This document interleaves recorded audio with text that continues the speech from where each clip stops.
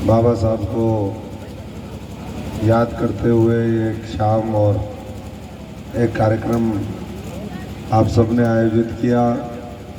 सभी मेरे सम्मानित बुजुर्गों, नौजवान साथियों, माताएं, बहनें, प्यारे बच्चों, कार्यक्रम के सभी आयोजक जो कुछ दिन पहले मैं चांग आया हुआ था और उस दिन ये मेरे से मिले और इन्होंने कहा कि इस तरीके से हम कार्यक्रम रखेंगे और आपको आना है। 2 घंटे के आसपास हम लोगों की लंबी चर्चा चली और बहुत से मुद्दों के ऊपर हमने बात करी। आज पिछले 10 दिन से मेरा भी गला भी खराब है, तबीयत भी थोड़ी ढीली है, लेकिन अगर हम अपनी तबीयत देखने लग जाएंगे, अगर हम अपने बारे में सोचने लग जाएंगे, तो देश, समाज और गरीब, मजलूम, किसान, मजदूर, उन लोगों के बारे में कौन सोचेगा जिनकी लड़ाई लड़ने की जरूरत है। और यही बाबा साहब ने हमें सिखाया, बताया, रास्ता दिखाया। अभी साथी हमारे कह रहे थे, कहा कि अपने दीपक आप बनो, उसी में सारी बातें अपने आप आ जाती हैं कि किस तरीके से कोई आपको रास्ता नहीं दिखा सकता, कोई आपको रोशनी नहीं दिखा सकता, कोई आपको ज्ञान नहीं दे सकता। ठीक है, हम स्कूल में जाते हैं, टीचर वो करता है, लेकिन वो स्कूल में जाने का रास्ता घर से ही निकलता है। अगर माँ बाप और बच्चा नहीं चाहेगा तो फिर कैसे स्कूल जाएगा, और स्कूल नहीं जाएगा तो जैसा साथियों ने कहा भी, शिक्षा के महत्व को बाबा साहब ने भी, बाबा साहब से पहले भी, आज भी सब लोग उसको महत्व को समझते हैं। और जो व्यक्ति, जो महामानव उस शिक्षा के बलबूते पे करोड़ों लोगों के कष्ट काट दे, आने वाली पीढ़ियों का जीवन संवार दे, तो वो समझ सकते हो कि कितनी बड़ी शक्ति उस शिक्षा के अंदर रही है हमेशा से।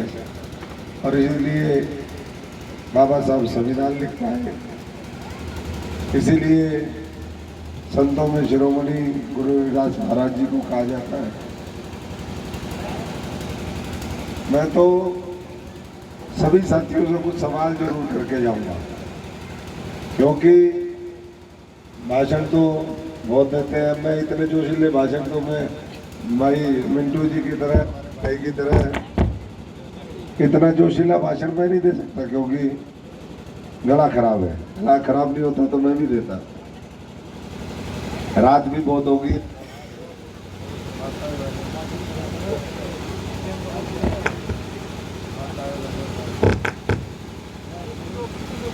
हेलो, माताएं, बहनें, वो भी बहुत देर से बैठी हैं। बच्चे कुछ सोने लगे हैं, कुछ सोने के चक्कर में हैं। जब हमें नींद आ सकती है तो बच्चों को क्यों नहीं आएगी। ये तो ऑटोमेटिक मशीन है। ये प्रकृति ने ऐसी मशीन तैयार करी है जिसमें ना तो कोई त्रुटि होती है और अपने आप ही ऑटोमेटिक चलती है। तो इसलिए बहुत ज़्यादा ना कहते हुए मैं तो सिर्फ इतना कहूँगा कि बाबा साहब ने 100 साल करीबन होने को, 99 साल हो गए, 98 साल हो गए इस बात को कहे कि शिक्षित बनो, संगठित बनो, संघर्ष करो। सवाल मेरा ये है कि जैसी बाबा साहब शिक्षा चाहते थे कि समाज को मिले, गरीब समाज को मिले, देशवासियों को मिले, और जिसके सोच करके उन्होंने वो नारा दिया, वो मूल मंत्र दिया, जो आने वाली पीढ़ियों के लिए, वर्तमान पीढ़ी के लिए, जो पीछे पीढ़ियां चली गई, उसका मुक्ति का द्वार था। क्या ऐसी शिक्षा हम ले पाए? और क्या बाबा साहब जो आज की शिक्षा व्यवस्था है, ऐसी शिक्षा में पढ़े होते तो क्या ऐसे उनके क्रांतिकारी विचार हो सकते थे? क्या अगर वो ऐसी तरह की शिक्षा लेकर के रहते तो भारत का संविधान लिख पाते। ये पहला मेरा सवाल है कि ना तो वो शिक्षा है, और फिर जो बाबा साहब ने कहा कि भाई संघर्ष करो, संगठित हो, तो ना तो हम संगठित होते हैं ना हम संघर्ष करते हैं। कैसे काम चलेगा बिना संघर्ष के? कैसे काम चलेगा बिना संगठित हुए? हम एक ही गांव में 5 जयंती मना देते हैं, नहरी नहरी अपनी अपनी जैसे डेगची होती है वैसी चढ़ा देते हैं बाबा साहब के नाम पे। बाबा साहब ने ये नहीं कहा था अच्छे लोग बुलाओ, अच्छी एकता का परिचय दो, अच्छे विचार साझा करो, मिलजुल करके चलो, आपकी शक्ति आपकी ताकत देख करके दूसरे का वैसे ही हौसला पस्त हो जाएगा। आपके खिलाफ कुछ गलत करने के किसी की मंशा भी हो तो गलत नहीं कर पाएगा। और अगर किसी की हिम्मत पड़ भी जाए तो जब आप संघर्ष करोगे तो फिर आपको कामयाबी मिलेगी।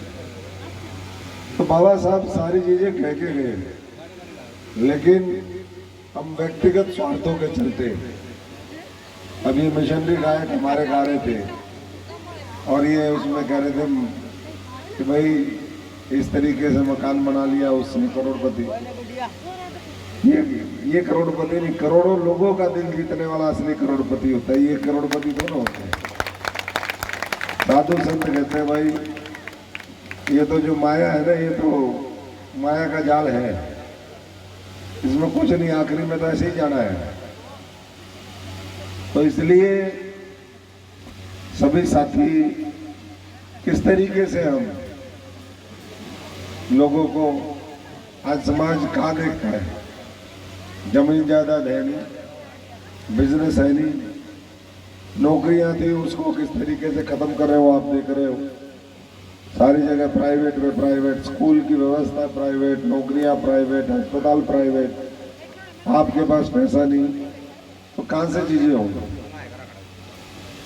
तो ऐसे में क्या होना चाहिए?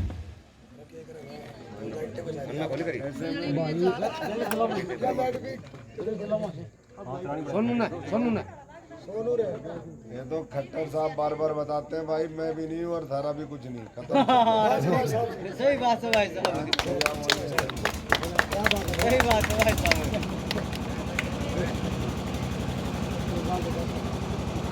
आ जाओ भाई, आ जाओ, शाबाश।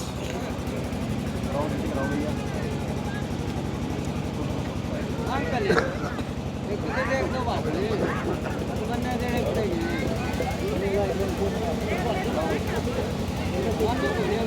सुनेगा सुनाने पड़ेंगे।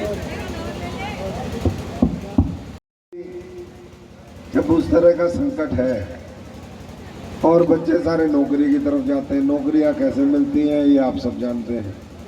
कहीं सिफारिश होगी वो हो गया, नहीं तो सब बंदरबाट चल रही है।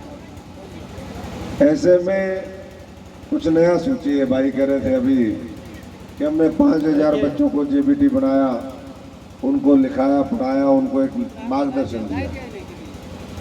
उसी के साथ साथ ये काम और भी कर दो कि किस तरीके से आर्थिक तौर पे कि गरीब समाज ऊपर उठे, उसका भी एक रोड मैप लोकल लोगों के बीच में भी आना चाहिए।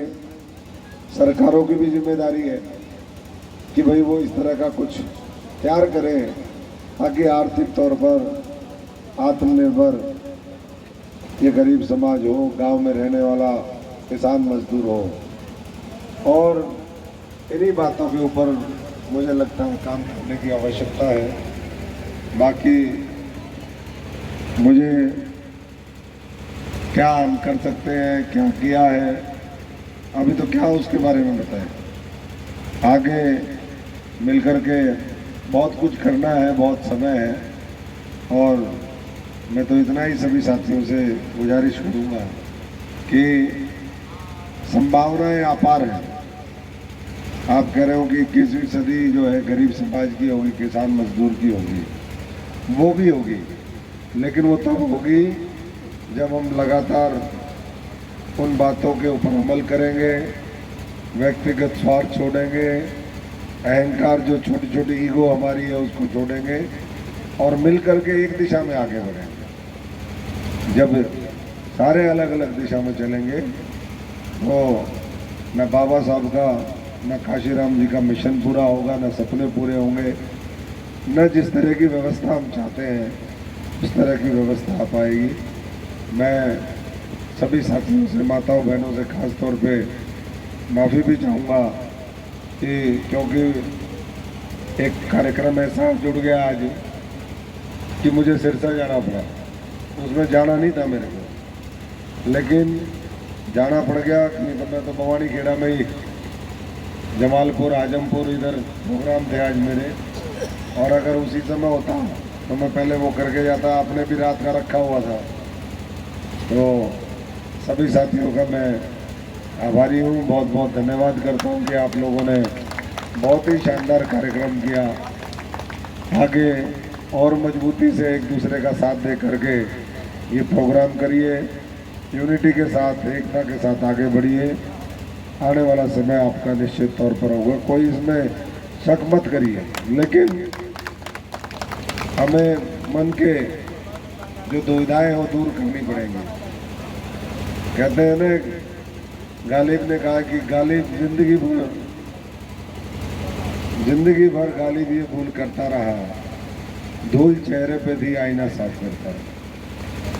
हम जो है असली जो प्रॉब्लम है उसकी तरफ जिस दिन देखना शुरू कर देंगे तो भाई ये चेहरे की धूल भी दूर हो जाए। अभी हम आईना साफ करने में लगे हुए हैं। हम अपनी अपनी अंदर की जो चीज़ें हैं उसको निकालें। सब चीज़ें जो है वही व्यवस्थित सारा सिस्टम खड़ा है। और यही बाबा साहब हमें देखे गए थे कि भाई वोट की ताकत का इस्तेमाल करो, वोट की ताकत का इस्तेमाल करो, क्योंकि इसी से परिवर्तन आएगा। लोकतंत्र और है क्या? लोकतंत्र यही तो है कि जिसकी जितनी संख्या बारी उतनी उसकी हिस्सेदारी। ना हिस्सेदारी है, ना भागीदारी है, ना कोई पूछने वाला है। हम वोट फेंक के आ जाते हैं चुनाव के टाइम में और फिर 5 साल खूब लेक्चर पिलाते हैं एक दूसरे को। जो 5 सेकंड होते हैं ना बटन दबाने के, लेक्चर मत पिलाओ 5 साल।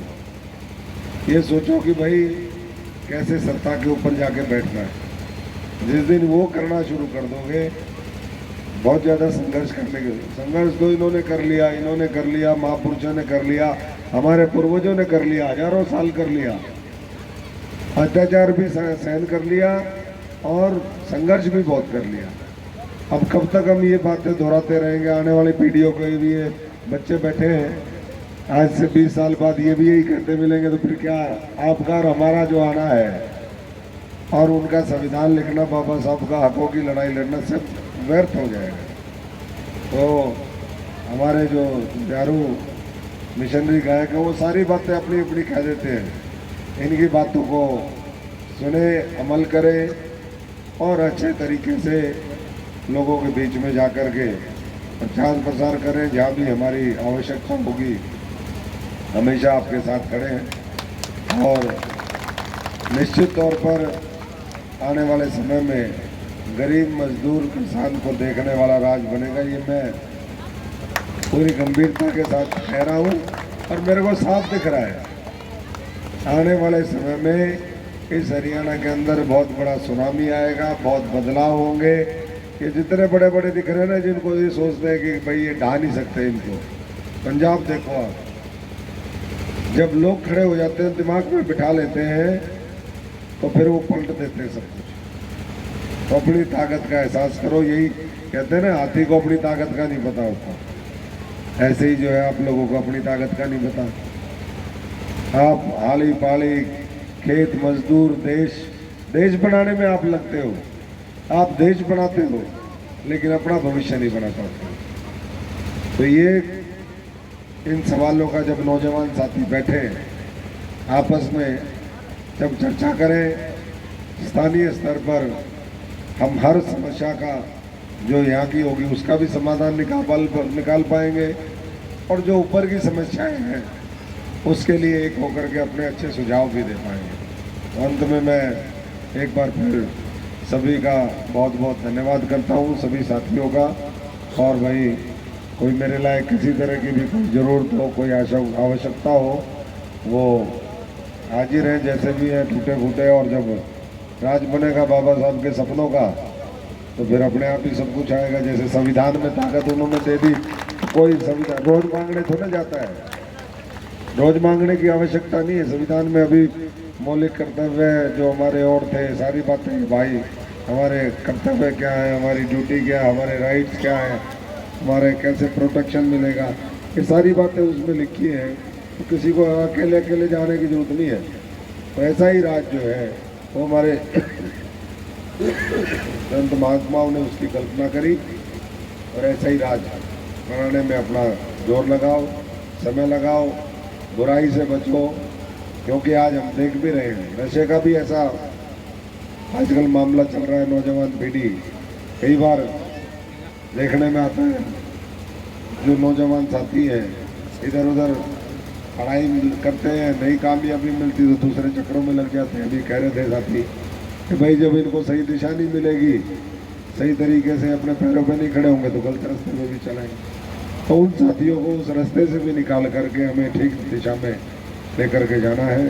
एक बार फिर बाबा साहब के चरणों में, शहीद उधम सिंह, भगत सिंह, हमारे सभी महापुरुषों के चरणों में नमन करते हुए मैं आप सबको बाबा साहब के इस जन्म जयंती के अवसर पर आप लोगों ने जो प्रोग्राम किया उसके लिए बधाई देता हूँ। बहुत बहुत धन्यवाद। जय भीम, जय भारत। भाई अशोक जी जिंदाबाद।